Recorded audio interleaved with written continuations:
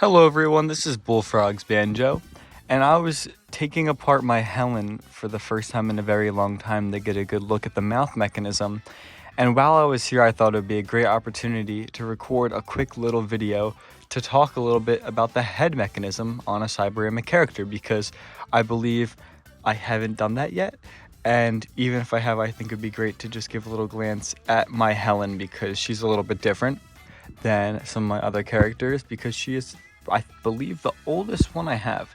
And I kind of wanted to show you the things that the old technician did and some of the condition stuff, some of the reasons why certain things on here. So this is kind of going to be like a little knowledge fest for Cyberamics in general, and a close look at the mechanism if anyone's interested in on how Cyberamic mech kind of works. So we'll get out of 0.5 here and zoom in a little bit. Quality got better. So first of all, this is my Helen. I believe she's from 92. She is from the Levittown, Pennsylvania location. When I got her, her eyelids were two different colors, so I ended up painting that. And while it's not the sparkly type, it still does look good and it's unique to my Helen. I also had the hot glue the eyelashes on because those came off as well. But as you can see here, this Helen has her irises and there's a little chip on one of them, but I have not replaced them because I think it's really not that big of a deal, especially when she's looking this way at Chucky or even this way. It's really not that big of a deal, although if you actually do look, you will see that this one is a little bit lighter than this one. I don't know why. I think they're just different batches. And actually, if you take a look, right, this is going to be really interesting. If you take a look, you'll see that there's some like screen printing in there. You can see those little speckets. But if you look over here, you'll see that there's absolutely none of that. And you know, I'm saying this as I record it.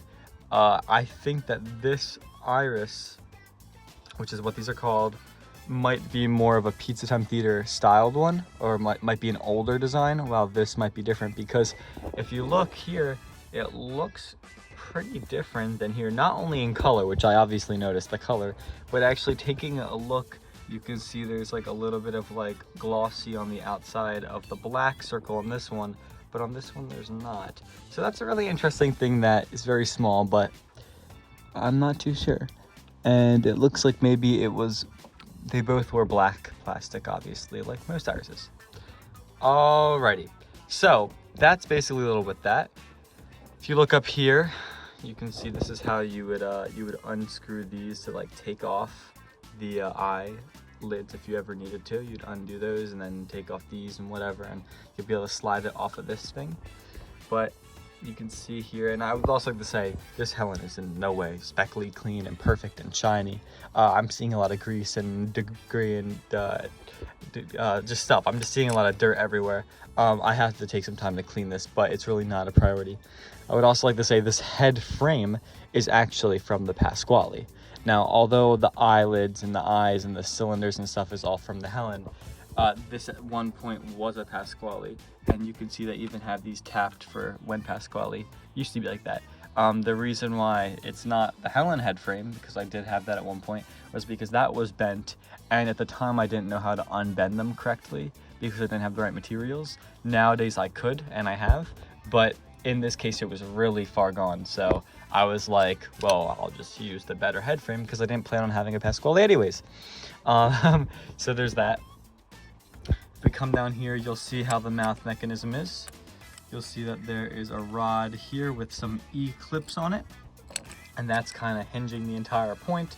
And then you also see that back here there is another rod that has E-clips on the sides, and that's attaching to the cylinder here. You also see that there's these little plastic fittings, or not fittings, there's little plastic, I guess you would say little cylinder things on top, and those are stopping the cylinder from going back and forth, even though that wouldn't happen anyways. A better view would be down here. You can take a look. Also, here are the bolts for taking off the jaw. So what you do is you just underneath, you just loosen these so that it becomes a bigger gap, and if you tighten these, it starts tightening this gap down, and yeah, these, well, they might look like nuts, are just the threading in the little thin piece of metal.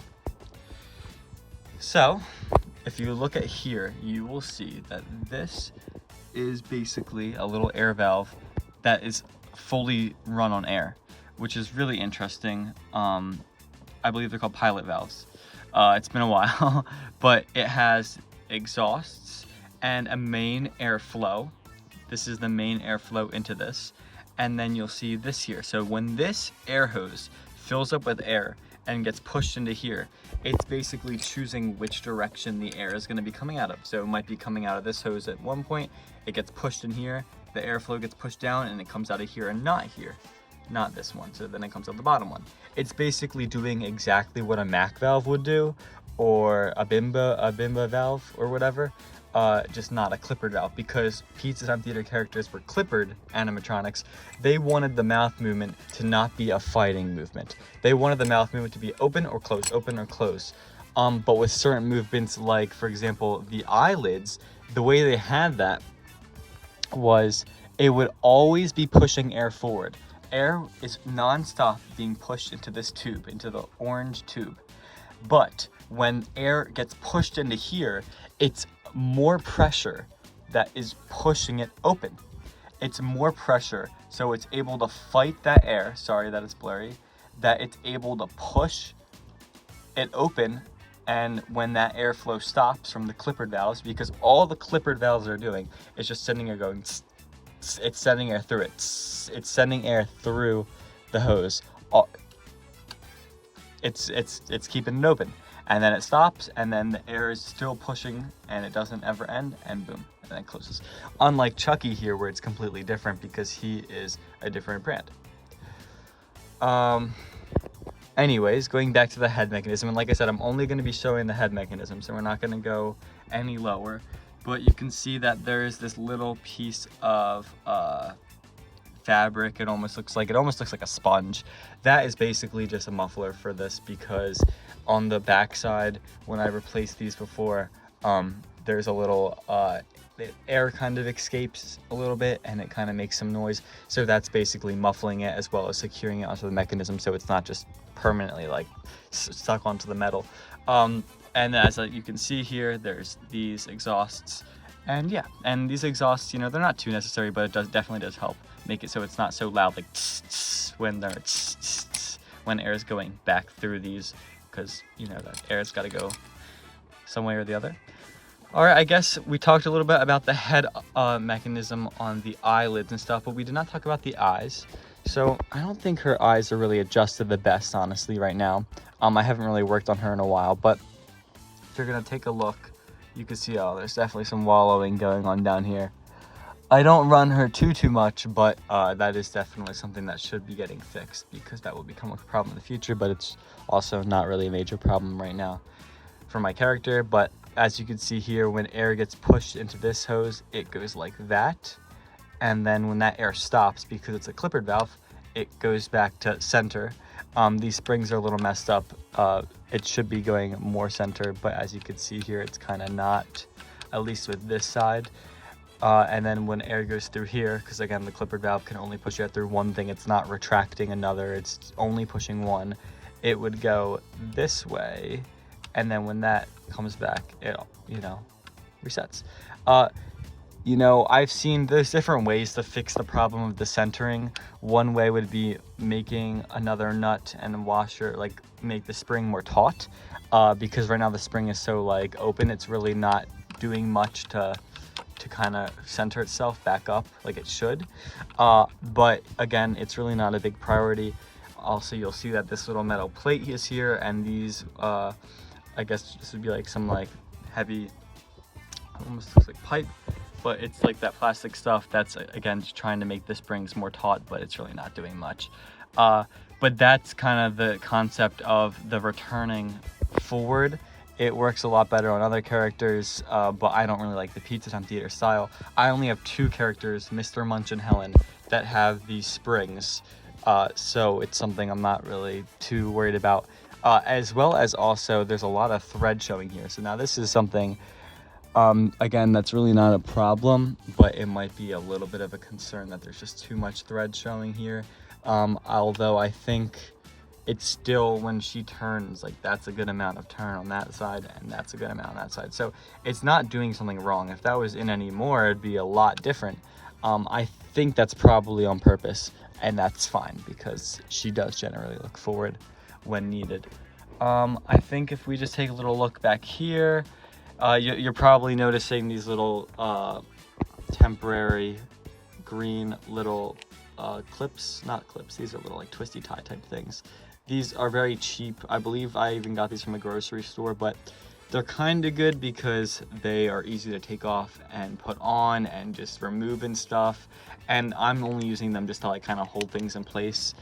For example, like keeping these two hoses together, but I wouldn't really recommend it professionally. It's just something I'm doing just because I just felt like doing it. But if we look back here, you'll see this is where the pivoting is for the head, up and down.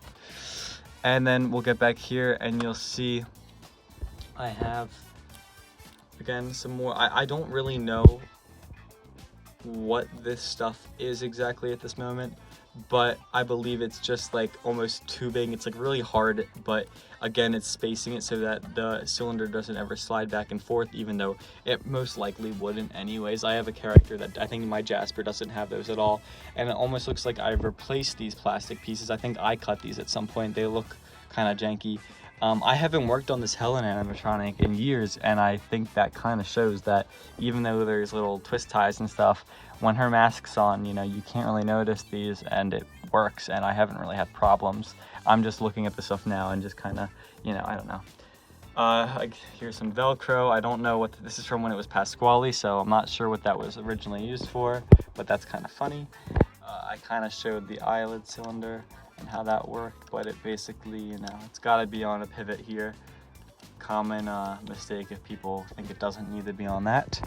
And if we look back here, this is just a little fun fact. I was not able to get out the mustache mount when I originally removed the mustache mechanism because it was a very weird positioning, and it looks, maybe it's stripped on the other side. I'd have to go and check, but it's funny, I just didn't ever remove those. It doesn't look that bad. I feel like it could have been done, but in the time I just probably forgot about it. But I think that's kind of funny that that's still back there. But yeah, I think that's pretty much it for the head mechanism for a Cyberamic character.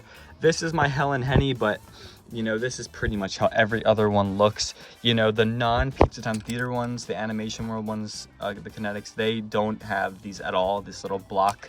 I believe the holes are still there, but it's just not there. And you can see up here that this is the mount for the cylinder, and then like we said back in the beginning, these are little standoffs just kind of to lift it off the mechanism, because if it was up against the mechanism, it would touch it right now. So they use these little plastic thingies, and you know, it's just, and these little rubber pieces, which I don't know how necessary those are, but they kind of hold it onto the metal frame with threads. But as you can see, this is kind of the mouth mechanism and how it's working. So that's my little video for you guys. Sorry I haven't been posting. I want to get some more stuff working, but I'm just so busy trying to get a job, and I have to go to American Treasure Tour soon, and I'm just, you know, trying to roll by. But I want to take a little quick video of this because I thought it was interesting. You can see that here are the 4 mounting holes for a mask. It's either one or the other. I believe it's the bottom one, but you know, those are the mounting holes for the mask right there. And yeah, so thank you guys for watching this video. I hope you learned something new. I hope you just enjoyed it if you already knew this stuff, because this is very, you know, it's common. But you know, yeah, so thank you guys so much for watching this video, and I'll see you guys in another video. Bye.